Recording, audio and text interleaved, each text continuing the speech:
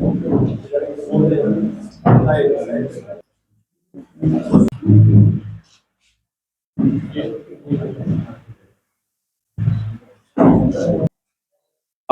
Rural circle వాళ్ళు ఒక transformer దొంగతనం చేసే గ్యాంగ్ ని పట్టుకోవడం జరిగింది.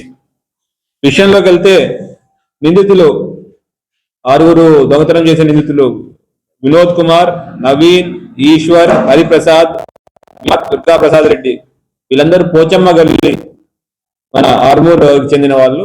వీళ్ళు డిఫరెంట్ యాక్టివిటీస్ చేస్తూ ఉంటారు. అయితే వీళ్ళకి వినోద్ మరియు విజయ్ ఇద్దరు అన్నతమ్ములు అవుతారు.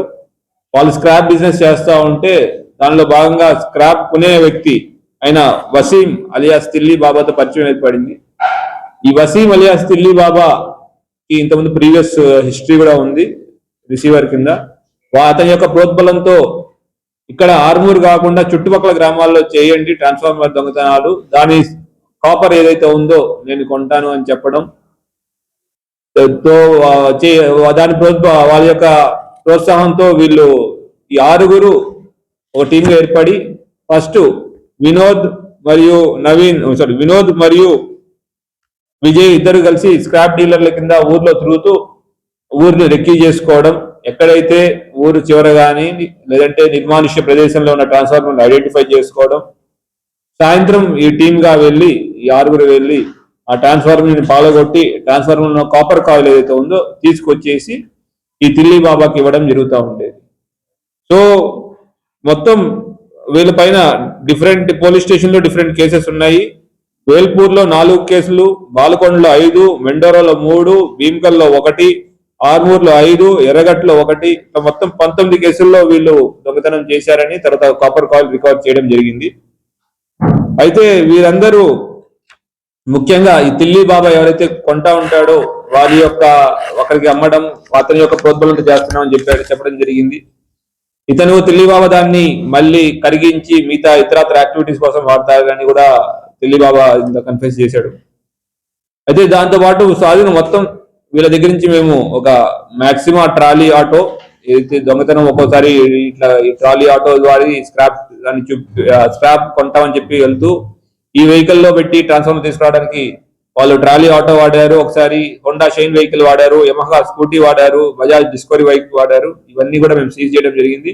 దాంతో పాటు వాళ్ళు వాడిన 5 మొబైల్ ఫోన్లు, దొంగతనం చేయడానికి ఉపయోగించిన పనిముట్లు, స్పానర్లు, రెంచులు, వెరైటీ ఆఫ్ థింగ్స్ కూడా వాళ్ళ దగ్గర చేయడం జరిగింది. రాగి ఇప్పటిదాకా వాళ్ళ దగ్గర ఏదైతే కాయిల్స్ ఉన్నాయో ఒక 74 కిలోల వరకు రాగి కాయిల్ మేము జప్తు చేయడం జరిగింది.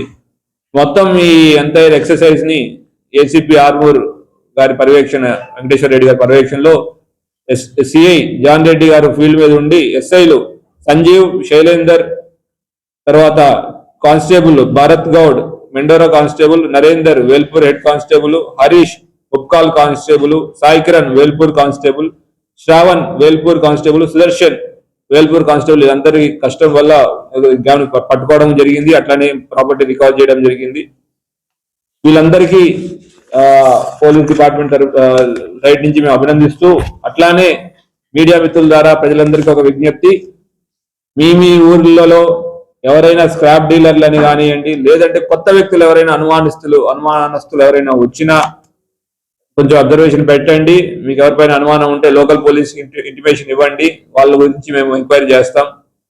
ఎందుకంటే ఇది మనకి పంటలు వేసే సీజన్. ఇటువంటి దొంగలు మన పంట పొలాలు కానీ మన ట్రాన్స్ఫార్మర్లు కానీ పాడు చేయకుండా ఉండడానికి మీ యొక్క సహాయం ఎంతైనా అవసరం ఉంటుంది. అట్లానే సీసీ కెమెరాల ద్వారా కూడా ఈ క్రైమ్ పట్టుకోవడంలో కానీ నిరూపించడంలో కానీ మాకు ఎప్పుడు సీసీ కెమెరాలు ఎప్పుడు తోడ్పడతా ఉంటాయి. మీ ఏరియాలో విలేజెస్ లో కనీసం ఎంట్రీ ఎగ్జిట్ పాయింట్స్ అన్న సీసీ కెమెరాలతో కవర్ చేయగలిగితే ఎవరు వచ్చారు, ఎవరు వెళ్ళారు, రాత్రిపూట ఎవరు మూవ్మెంట్ చేశారనేది మనం పట్టుకోవడానికి సులభం అవుతుంది. Thank you. జై హింద్.